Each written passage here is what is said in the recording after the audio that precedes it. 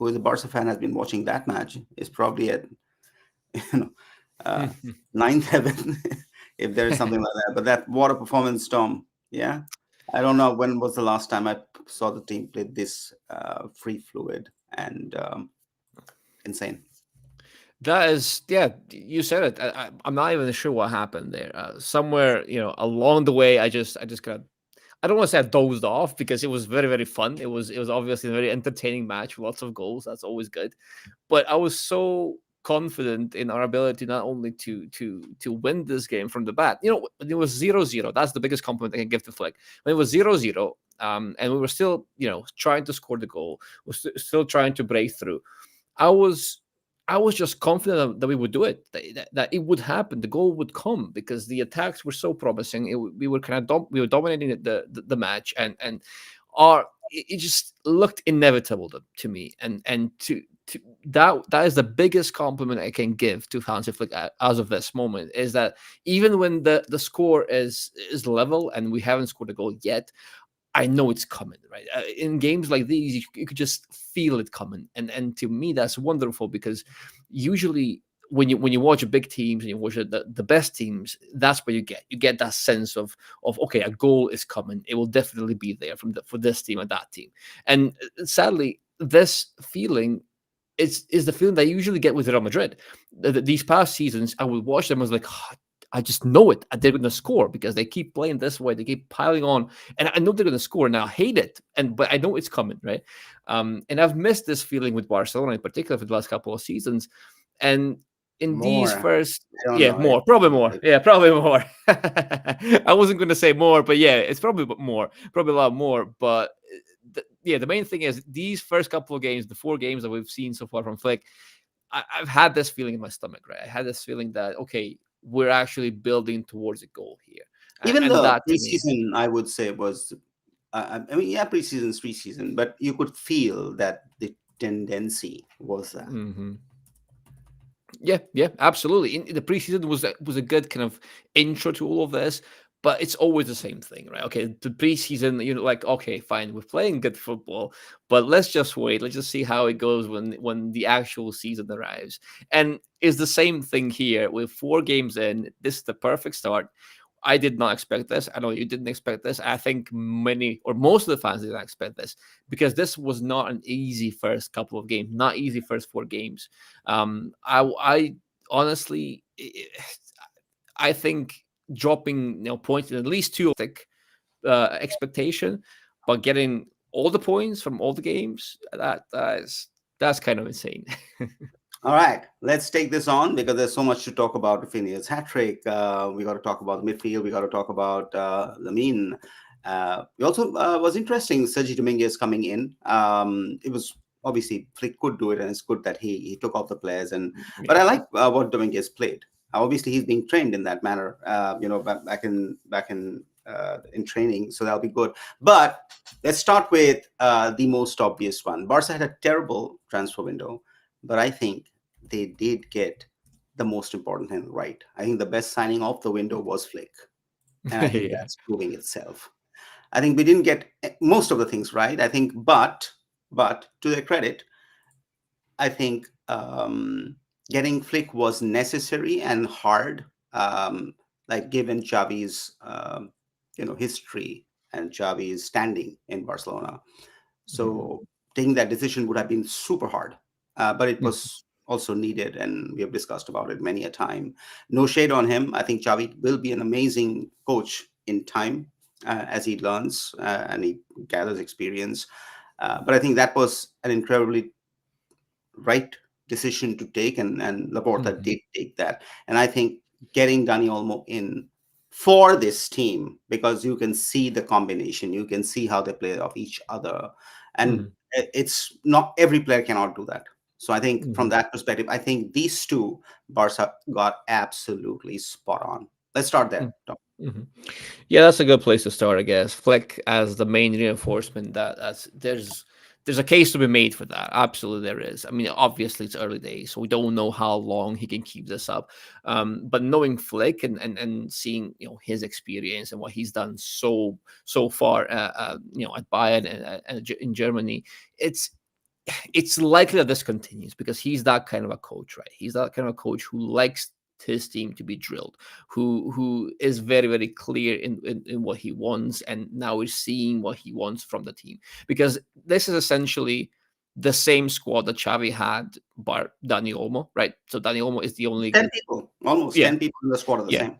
yeah. So, and that's without Frankie, without Gavi, without Araujo. So there's still room for improvement, obviously, and going like, individually looking at the players. These are not necessarily players that would start over the injured players that we have, right? So it's the same players, but the football is so different. The football is much more clear. It's a bit of the same thing when it comes to just identifying space, exploiting space, and all that stuff. People know that already. People know that Xavi was vertical. People know that Flick is vertical.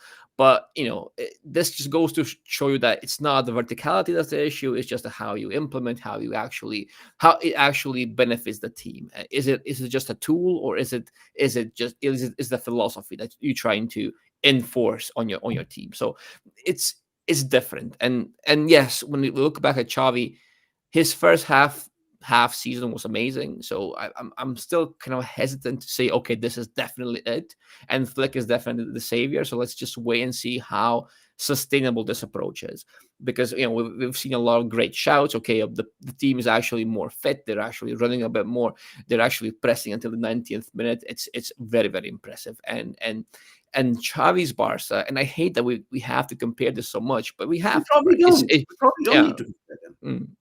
Well, I mean, it's the first thing people say, right? So it's okay. Look at this team under Xavi. Look at this team in the Flick. It's natural. Okay, so that does happen.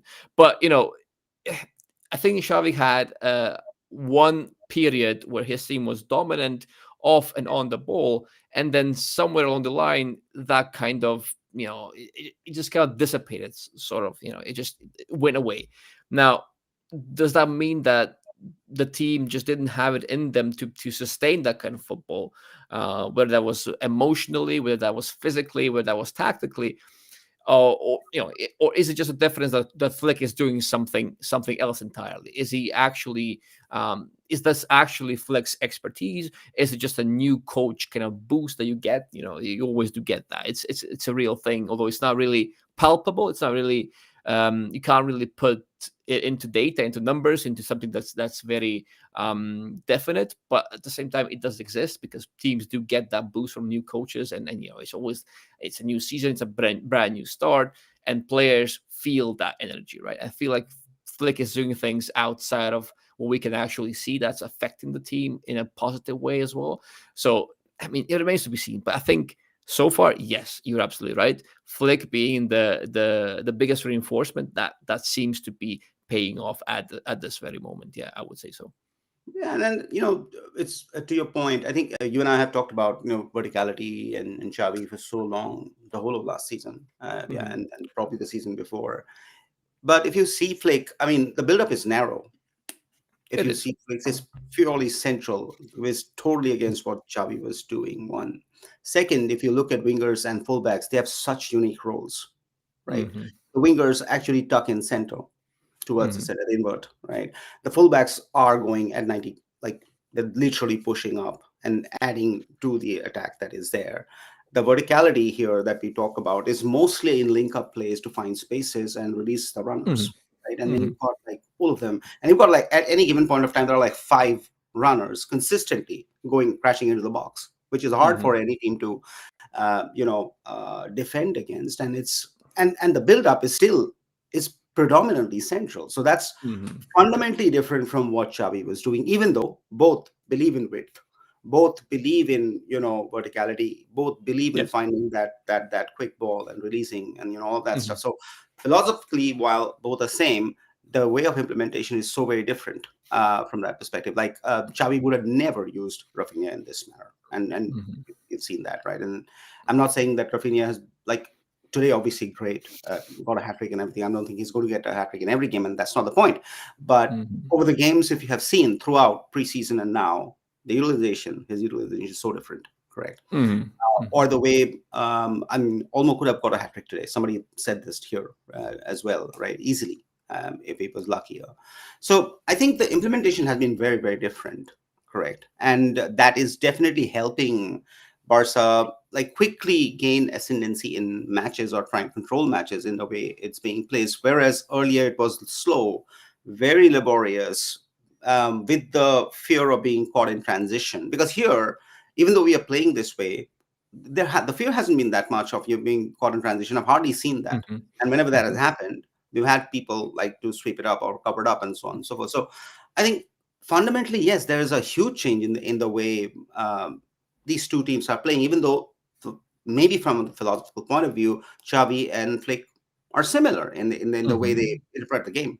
Mhm. I think the biggest difference is how they perceive width. You mentioned that Flick seems more narrow, but they both use width. They both like to have these wingers kind of wide initially, but then the Flick kind of uses that minimum width. So wingers kind of using the minimum width they can use to still stay outside of the opposition's block and can be a wide presence, but also they're tucking in as much as humanly possible, right? So they're not using maximum width, which would be all the way wide, but Which is minimum width. touchline hugging. Yeah, I'm not yeah, seeing any touchline hugging. They're no, there, they're absolutely no, getting, and no. then they're crashing in, and then they're being supported by the fullbacks. By the time Hmm. the winger is inverting inside, the fullback's already there. Yeah, And yeah. that's pretty interesting in the way he has set that up. It is. The thing is, okay, so we're not getting caught in transition because of that. Because I keep saying this, how you play in possession kind of informs how you play out of possession. And now Flick has all this central presence, right? He has all of these players centrally, meaning that the distances between them are so minimal, right? You have a player next to you at all times. If you're a Barca player and you play in the hole between the lines, you have a player to your left, to your right, behind you, in front of you. You have players very, very close to you. And let's say you lose the ball, okay, because that sometimes happens. Those areas are very congested. The marking is very, very tight in those areas. If you do lose the ball, and you will lose the ball, especially with the way Barca play, that just has to happen, right? It's not a shade on Barca or on Flick. It happens in those areas, right? Because it's difficult to keep the ball in those areas. But now suddenly you have an optimal setup around you to kind of force or not force but stop the opposition from actually going into that transition mode, going into those quick breaks before they happen. Because if Barca put themselves in a situation where they have to defend these one-on-one breaks, or the opposition kind of exploiting open space, we're always going to be at a disadvantage. And we're not the only ones. Arsenals and the cities and Yes. everyone struggles with this, right? It's not something that someone has an antidote to. You can have a physical player who eats space in the middle, but in open space like that, with the opposition having the momentum, that dynamic superiority when they run at you, from a deeper starting position, they will always be in an advantage over you, right? So it's not that a single profile would suddenly make us invulnerable in those situations. But now, currently, so far, what we're doing is we're stopping that before it actually develops into something more dangerous, because we have players so close to each other and we can counter press much, much more effectively. So not only are you playing to your strengths, because it doesn't surprise anyone to know that Barca's best quality is in the middle, right? All of our best players kind of congregate towards the middle, and they have lots of touches on the ball per game, right? So having your best players touch the ball a lot, it's not any kind of world breaking analysis that will give you results. That will give you more from your team when your best players have more of the ball, right? That's very, very simple, but it's very, very true. Now Flick is playing towards that, and he knows that his biggest strengths are in the middle. He has Pedri, and he has Olmo, he has Lamine, he has Lewandowski, and even Raphinha. So you have all these players, and he's giving them the tools. He's playing to their strengths. So I think that is the biggest and most positive change that we've seen, is actually Barca playing to the strengths of their team, and this is And what also playing to happens. position. Nobody's out of their position. All the No. players are playing in the position that they are Hmm. meant to play to a large extent. And I think the other thing that struck me was, I mean, Marconal is just 3 matches old, but the fact he wasn't there and you Hmm. didn't feel his absence. So the Yeah. collective, how it comes across to cover up for a requirement, and how you don't feel that because the team on its own structurally is so well defined that they can do the job that is required. Because generally with Barca, what will often happen is that if one person goes down, you'll feel it. You'll feel Yeah. it very, very distinctly. Okay, that person is not there, and that's why we are not playing well, or what have you, and so on. So that'll be pretty interesting. So yeah, I mean, I think we should do an analysis on just the differences in playmaking, Dom, as we enter um, the break, the national break over the next 2 weeks. So hopefully we'll be able to bring something to you guys on in terms of what we see as Hmm. difference in the way Hmm. like setting it up and so on. But okay, let's move. Let's keep moving on. Let's talk a little bit about Raphinha. Hmm. Hmm. Well, he seems to have found new leash of life on the left side, and it's amazing, right? And that's what happens when you don't force him into that. He was a wide player before Flex it out. He was a wide player on the right side. He was he was often forced into those wide player roles or tasks that don't really suit him, right? So he's very one-footed. We know this. We know what he's gonna do. It doesn't make him any worse of a player because his skill set is simple. But now we see that if you actually ask him to do the things that he's comfortable with, things that kind of suit his play style, he will give you a lot, right? Not just in position, he will also give you a lot out of position. Now, on the right, on before Fleck, he was this wide presence that needed to do a lot of breaker and fixer stuff, which is you have your one-on-one presence and you need that one-on-one presence to be a very, very creative force, make a difference in those individual one-on-one duels, and then go from there. Now all of a sudden he's not forced into those roles anymore. He's making much more runs. He's very quick in his interchanges in the middle as well, and then he attacks the space. He uses his movement, which is one of his biggest weapons, is his movement. Raphinha, not just on the ball but also off the ball. But Raphinha, when he attacks that space, for that goal from Kubarsi's pass, Raphinha's run is what we talked about on our blog a lot of times, Dev, which is the parallel run. I call it parallel because he starts wide and then first he goes horizontally. So he'll go parallel with the defensive line and then he will cut inside.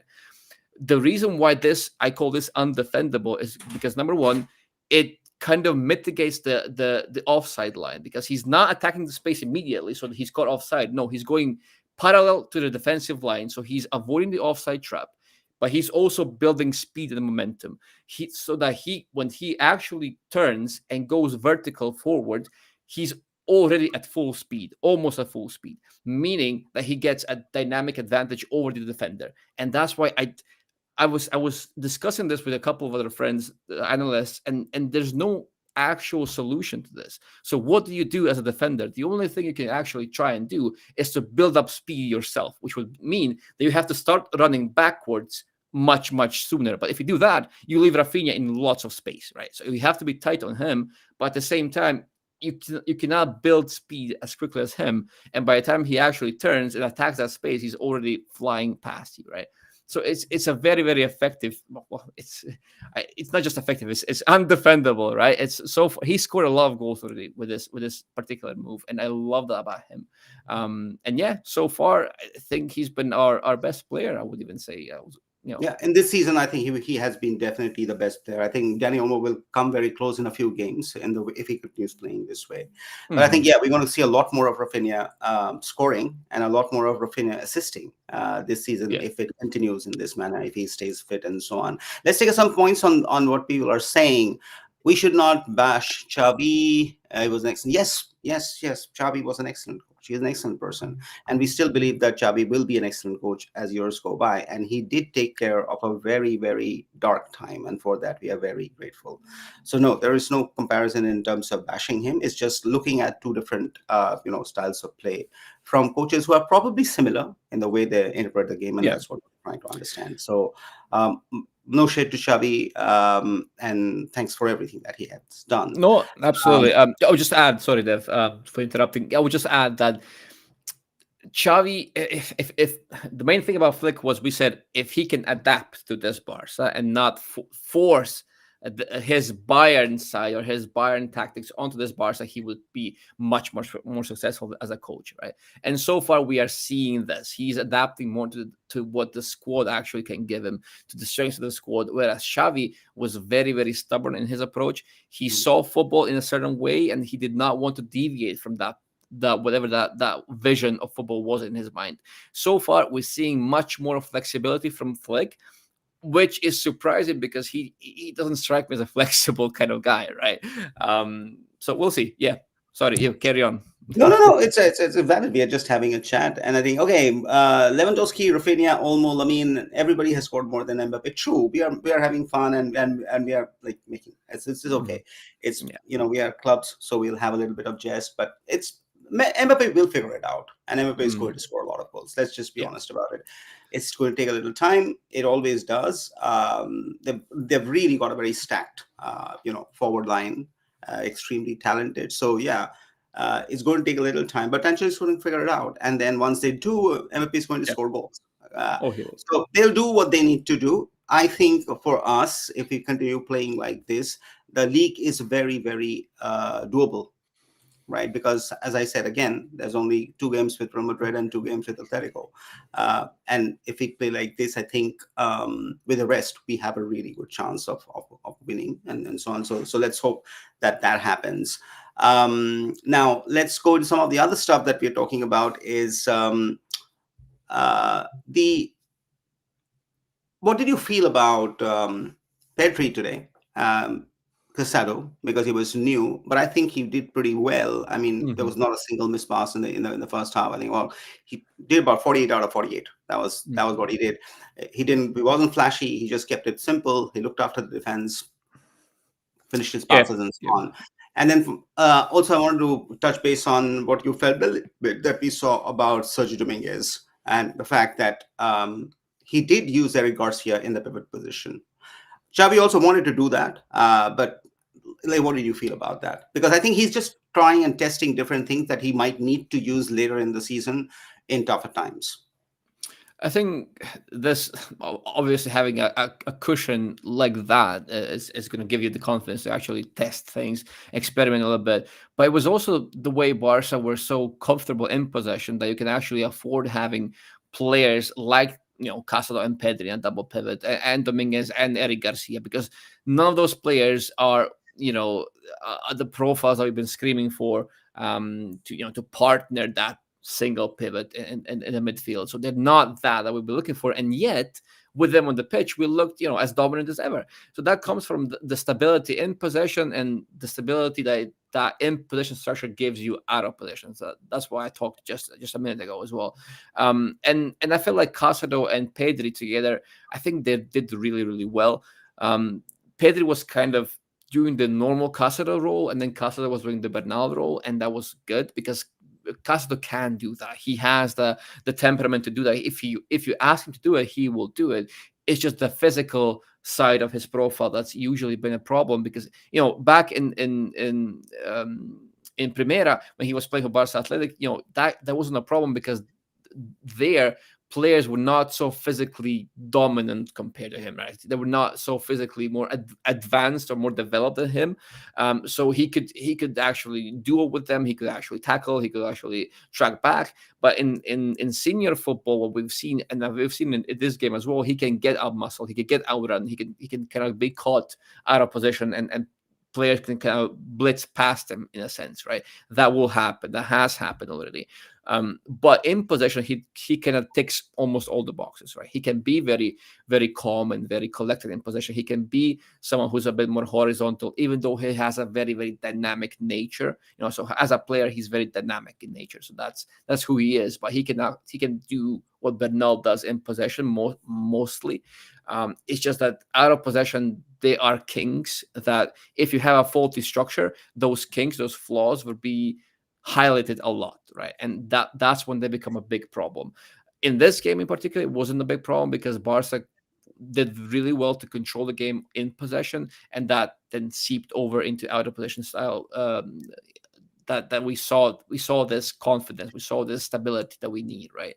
And so in general, I was very happy, but there was no concern in my mind going into the game when it comes to the in possession stuff, because Casado and Pedri together, they have so much press resistance, so much technical quality and security and confidence in possession and on the ball, that there was never any fear on in that regard. It was more of are they going to be left on an island defensively? Are they going to have the support they need off the ball? And they did have that, and all of a sudden, that fixes most of your issues that that double pivot in particular has. Correct. I would agree. I think somebody said, we bash Laporta, but he gets a lot of clutch decisions, right? Yes, he does, and we'll do a full session on this by looking very dispassionately at the things he's done wrong, and there are things that haven't been right. But it Yeah. is true, he has got a lot of decisions absolutely spot on, and somewhere we need to be objective about it and look at both of them. Correct. It's not like he's great or he's also awful. It's just a balance of things. But yeah, he's got a lot of them right. And if this continues, and I think I saw they're saying that the next game with Atlanta will be played at Camp Nou. I think that's what the roster says. So if that means that the team is going back to play into Camp Nou, and we can get that actionable, that'll be huge. That'll be huge for Barcelona and its finances as we go into next year. The other thing that I think will be great for finances is because we haven't been able to spend anything in this year and the last year. Honestly, we hardly spend anything. It's not because we don't have the money. It's because our wage bill is very high. By Yeah. 2025, when the wage bill goes down, we're still paying people like Messi and so on. So once that goes down, and hopefully we sell a few more, I think it will happen.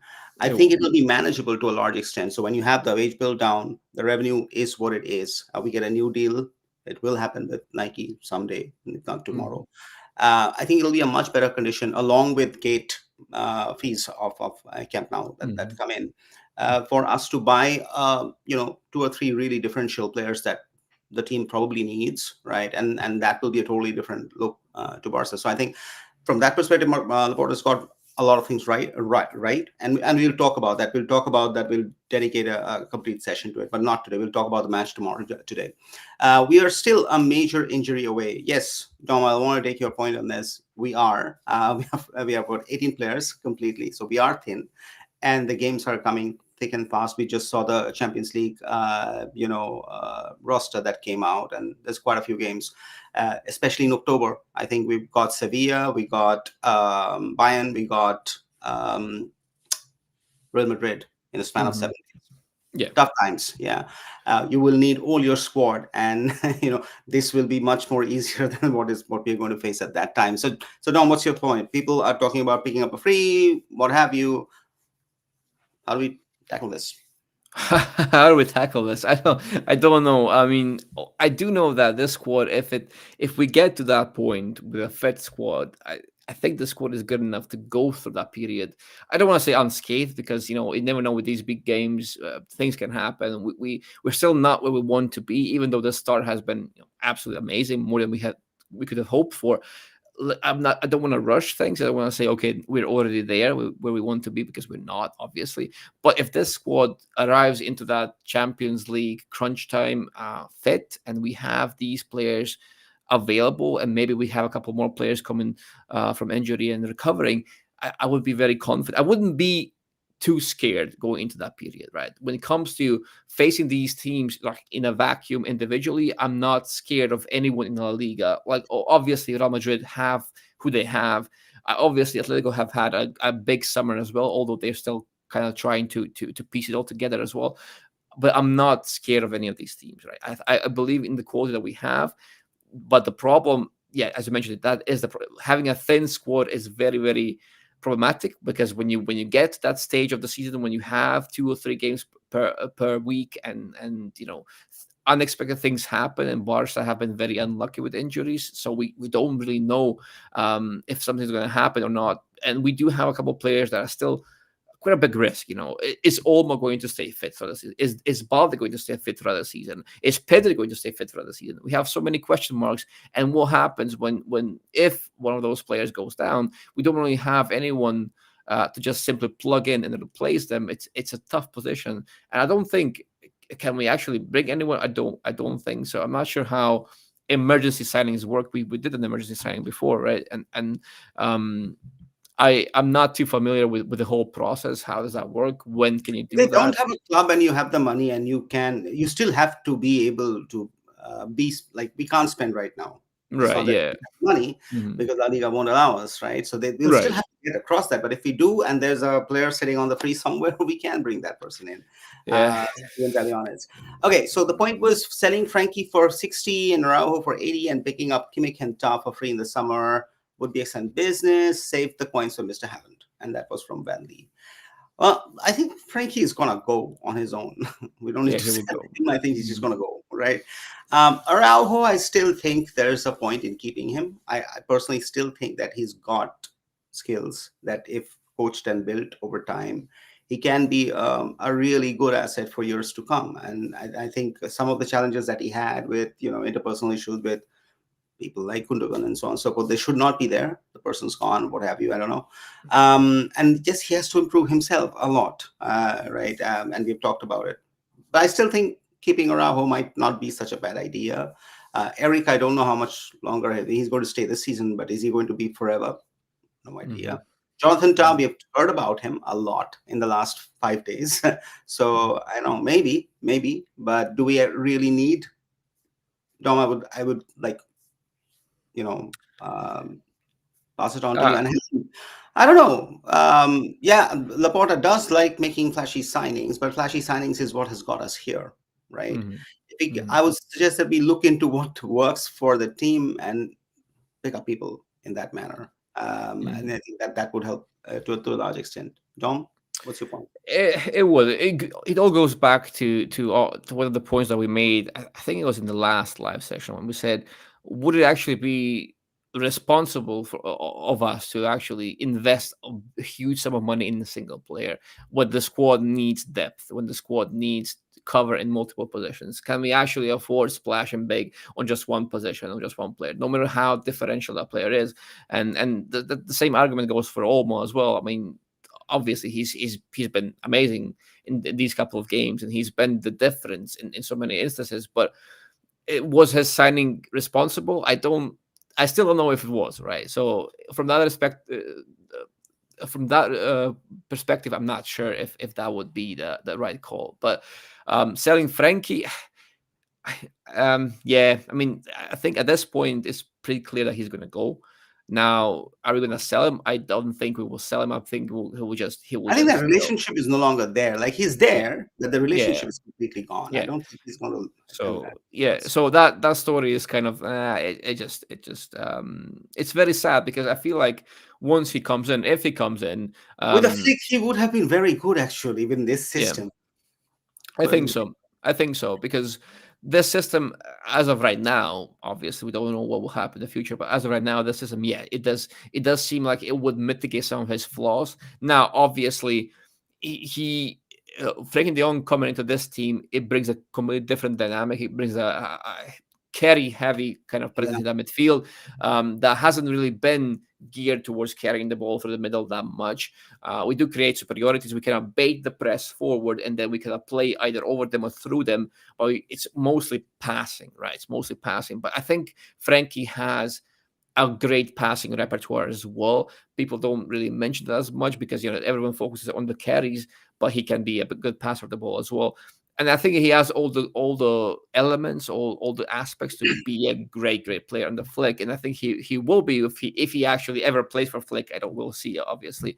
And if he does, it will be an even bigger shame that we have to, well, not have to get rid of him, but at this point it's just it's bound to happen. It's inevitable, right? So I think counting on Frankie is it's not really reasonable at this point.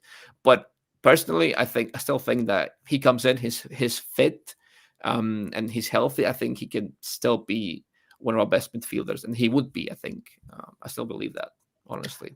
I wanted to ask you about Fati. I know deeply divisive, but looking at this team play right now and how Mm-hmm. Fati likes to play and how he likes to invert and where his strength lies between the lines and so on, he can be quite a handful if the team is creating this level of chances. What do you feel, Dom? Like Yep. I'm Yep. very curious to see how he performs Yep. once he's back from whatever injury he is and what he can deliver. Because if if you can unlock that plus Lamine, that's pretty insane. That's absolutely, yeah, that is ridiculous. Just the talent though between those two, it is insane, and I feel like he would fit because in the first two games this season we had Ferran Torres, right? And think of Ansu Fati. I think Ansu Fati is similar in similar vein as the current Ferran Torres. Only his instincts and all his ball striking and his movement in the box are superior to Ferran. So Ansu would theoretically be an improvement on the Ferran profile. I'm not comparing qualities at the moment. I'm comparing profiles, and as a left winger under Flick, Fati would be similar to what Ferran was, right? Only theoretically better, right? And Ferran starting those first two games, that kind of gives you a hint of what Flick wants from his left winger. Obviously, Olmo and Raphinha are different to Ferran, and they're used as a different type of winger. But I think Flick likes Ferran's profile as a left winger. That's why he was kind of, I don't want to say insisting on him, but that's why he was playing in the first two games, right? Because he liked that as a profile. He liked the balance it creates between among the front three, and the balance is there. It is there. Because you have like a runner goal scorer, you have a poacher in the middle, and then you have a very, very elite creator on the right. So your front line is well balanced, right? There's enough there to kind of cover everything that you need.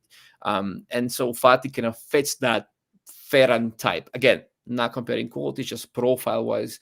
Ansu and Ferran are similar in that regard in the way what they would give you from that left side of the pitch, right? So I think a fully fit Ansu, and Ansu that's actually physically back to his, I don't want to say best, but back to his optimal self, the way he can actually perform for a senior team in La Liga. Yes, absolutely, man. I think that's it would be a big plus for Flick, and that's why Flick keeps saying, "Okay, I'm liking what I've seen from Ansu because he saw something in training or he saw something in the profile that he obviously likes." And I don't think that he said that just to please the fans. I think he genuinely means it It because, genuinely means it, yeah. yeah, because It genuinely means it. It's the reason why he's still in the team. yeah, Otherwise, he could have gone. I mean, we were sure that he's going to be hmm sold, correct? hmm And if he's hmm still there, I mean, it's all the hmm chaos that our club represents, then there must be hmm a reason for this. It also then thinks about, like we could have also sold and we should have sold probably Roque, but we didn't. hmm Against all the odds, we actually went for a loan with Real Betis. So if you think about from those perspectives, maybe there is a thought process behind all of this. Maybe, just yeah, saying, we don't yeah, know, yeah. but maybe there is a hmm thought process that has gone into taking very tough decisions under very strenuous circumstances where you can't spend because your hands are tied legally and so on and so forth. So hopefully we'll see. The other fact was, how about Lamine? I think I don't know, but he seems to be playing more of a playmaker role Yeah.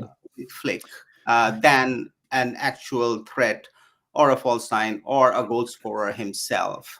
What do you make of Mm. that, Dom?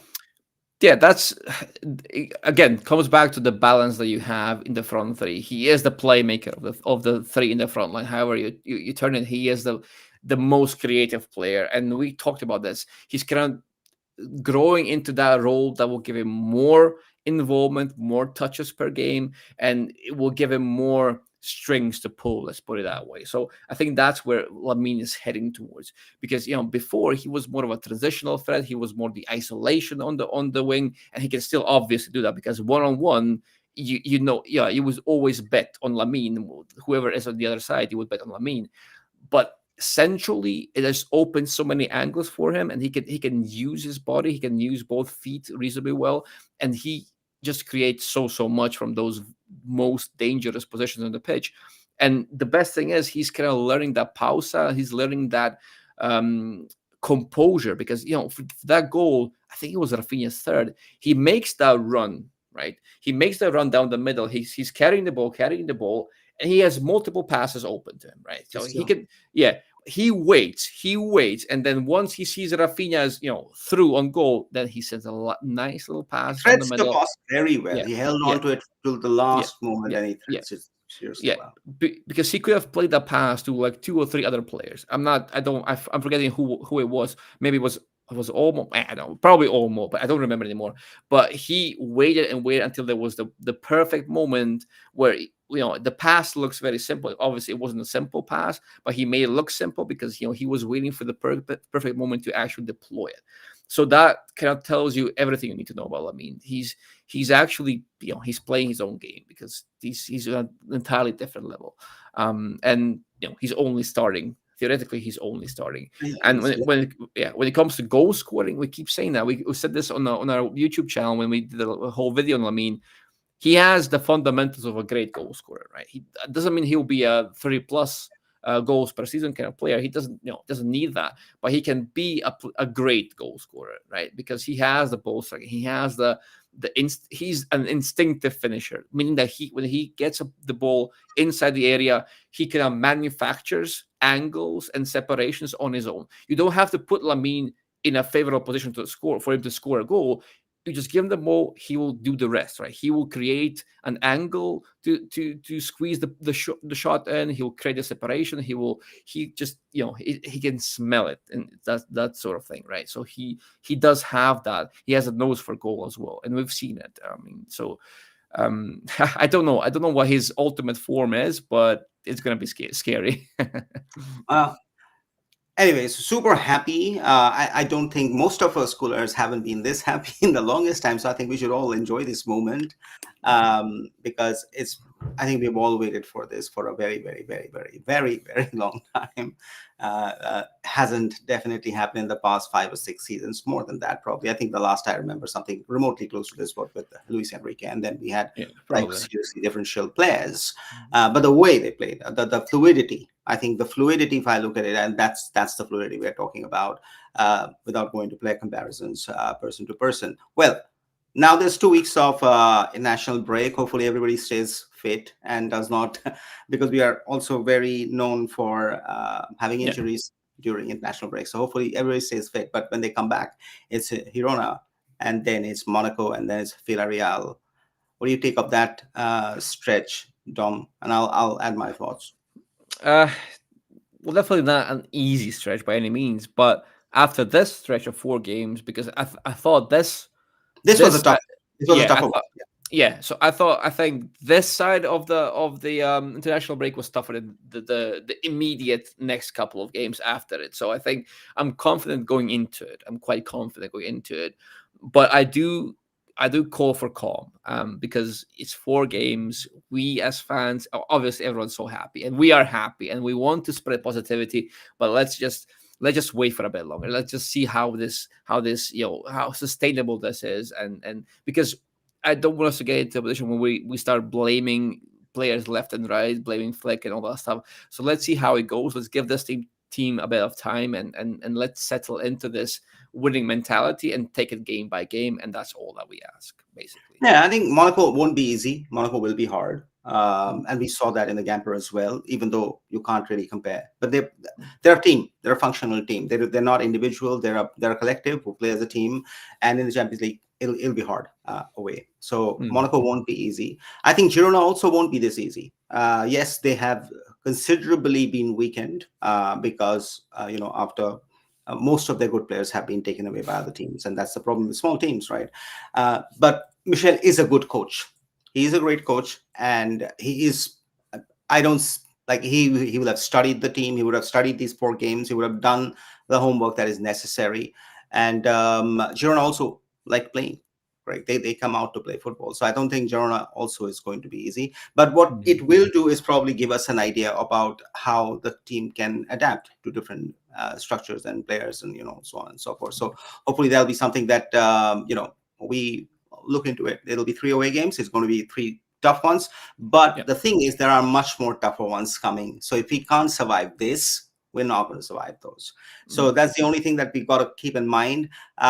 Thank you once again, everyone, for joining. Right, we'll obviously bring in a few more pieces from this as we go into the national break. We'll have some time. We'll possibly do some the content pieces. So please follow that and share. Thanks for joining. Super happy, like all of you. 7 goals.